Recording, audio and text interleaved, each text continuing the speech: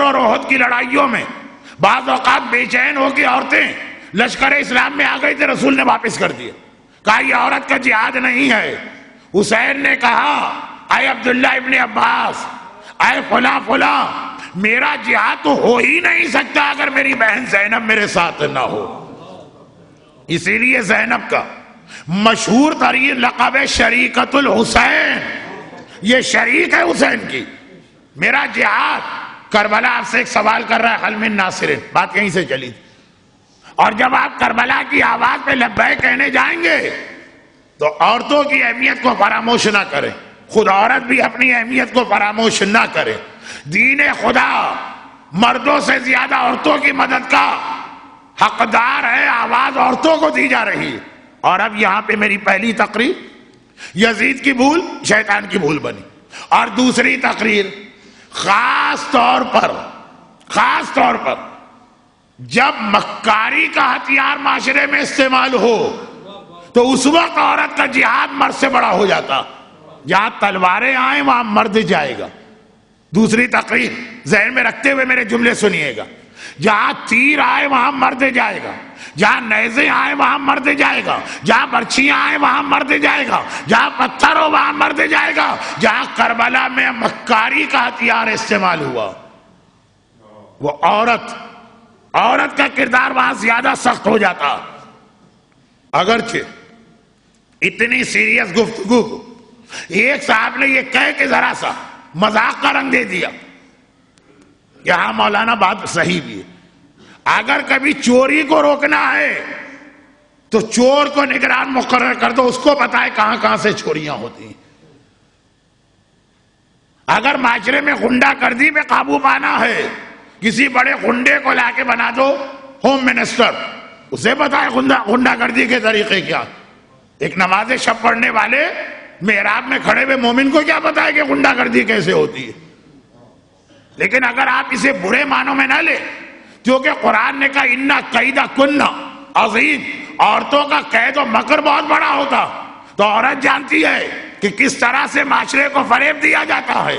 اب اگر وہ اپنی یہ صلاحیت دین کے لیے استعمال کرے تو دیکھیے کربلا کا جہاد دوسری تقریر تھی، مکاری کا استعمال ہے۔ مکاری کو عورت پہلے بھانپتی ہے، مکاری کو عورت پہلے سمجھتی ہے۔ دلیل حاجرہ نے شیطان کی مکاری کو پہچانا ہے، شیطان کی شکل کو نہیں پہچانا، شیطان کے فریب کو پہچانا ہے، شیطان کو شیطان کے جملوں سے پکڑا ہے۔ اور کوئی طریقہ نہیں تھا جناب حاجرہ کے پاس، کوئی وحی نہیں آتی تھی کہ یہ شیطان ہے، کہا اس نے جملے ایسے استعمال کیے۔ ایک اصول یہ بھی پتا چلا کہ شیطان کبھی مکاری کے جملے کہنے کے لیے مقدس و متقی آدمی کے روپ میں آتا ہے۔ آپ متاثر ہو جاتے ہیں، بات تو بڑی اچھی کر رہا ہے، بات کی گہرائی میں جا کے دیکھیے۔ نماز میں مولا کا نام لینا علی کی محبت کے نام پہ کہا جائے، ہم کہیں بات تو بہت صحیح کر رہا۔ علی کی محبت جزء نماز نہیں ہے، جزء ایمان ہے۔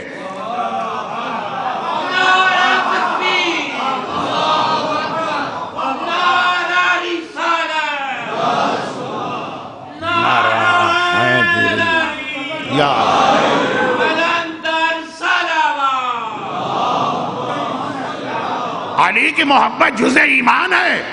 ایمان نماز سے بھی بڑی چیز ہے، جس کا نام نماز سے بڑی عبادت میں رکھ دیا گیا، تو اس کے بعد یہ جملہ کہنا جی یہ مراجع نہیں مانتے محبت اہل بیت کو، اس لیے انہوں نے کہا نماز میں نہ پڑھو، انہوں نے کہا کلمے میں پڑھو، انہوں نے کہا ایمان میں پڑھو، انہوں نے کہا علی کا نام نہ لیا تو دنیاوی اعتبار سے جو بھی ہو، آخرت میں نجس بھی ہو اور جہنمی بھی ہو، زیادہ بڑے موقع پہ علی کا نام آ گیا، لیکن بات دیکھنے میں بڑی اچھی لگ رہی۔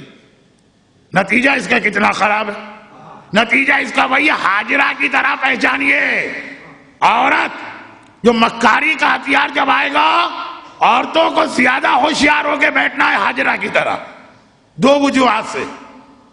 پہلی وجہ یہی ہے عورت پہچان سکتی ہے، اس جملے کا مطلب یہ ہے کہ 1400 سال کے سارے شیعہ آج تک غلط تھے۔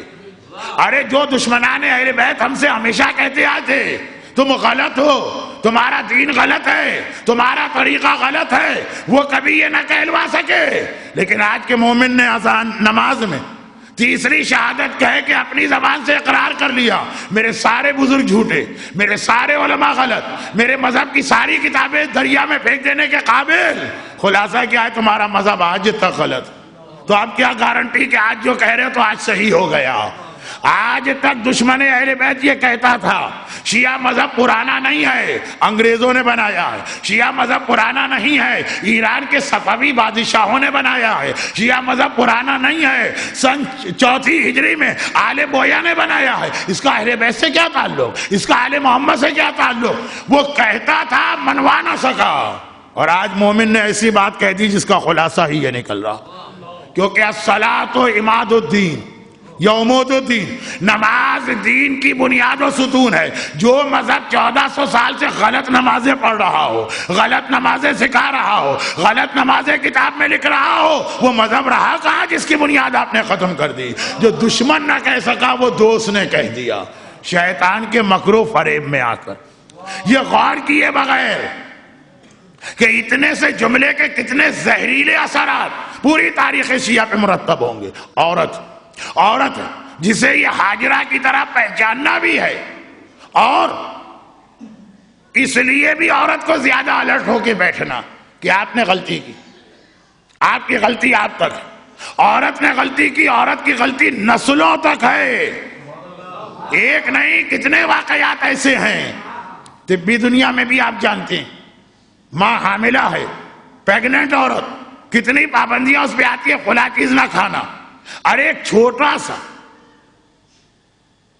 بہت ہی معمولی سا مسئلہ، پیگننٹ یا حاملہ عورت ایک اسپرین، ایک پیراسیٹامول نہیں استعمال کر سکتی ہے، پیگننٹ ہو۔ پہلے ڈاکٹر سے پوچھا کیوں؟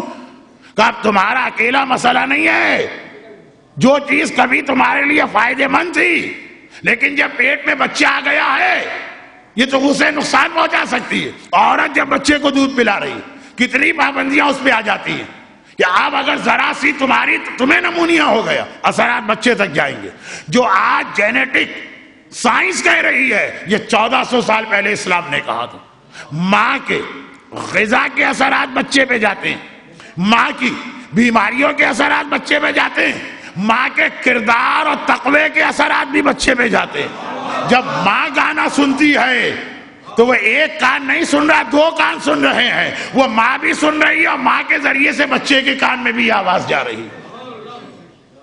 باپ نے گانا سنا، مردوں کو فری ہینڈ نہیں دیا جا رہا، لیکن جو مسئلہ اپنی جگہ ہے، باپ نے گانا سنا، باپ تک رہا، حاملہ عورت نے گانا سنا، اس کے کان کے ذریعے اس کے بچے کے کان تک گیا۔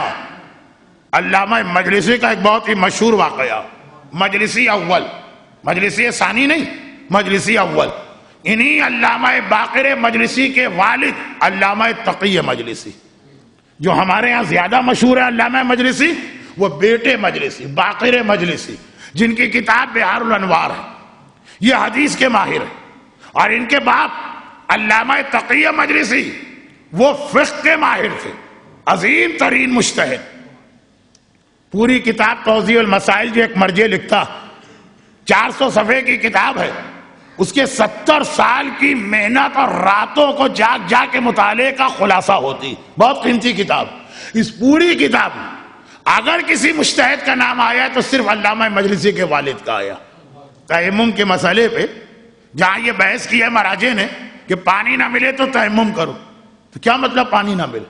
گھر میں پانی نہیں ہے، مارکیٹ میں منرل واٹر ہے تو تیمم کرو۔ گھر میں پانی نہیں ہے لیکن ڈھونڈو تو مل جائے؟ نہیں، پہلے ڈھونڈنا واجب ہے۔ اب کتنا ڈھونڈنا واجب ہے یہ فاصلہ علامہ مجلسی کے والد نے لکھا، اور آج تک مراجع کوٹ کرتے ہیں، دیکھ لیجئے گا۔ یہ مجلسی اول فقیہ مجتہد مرجع، انہی کا وہ خواب تھا جس خواب نے ان کو بھی مجلسی بنایا اور بیٹے کو بھی۔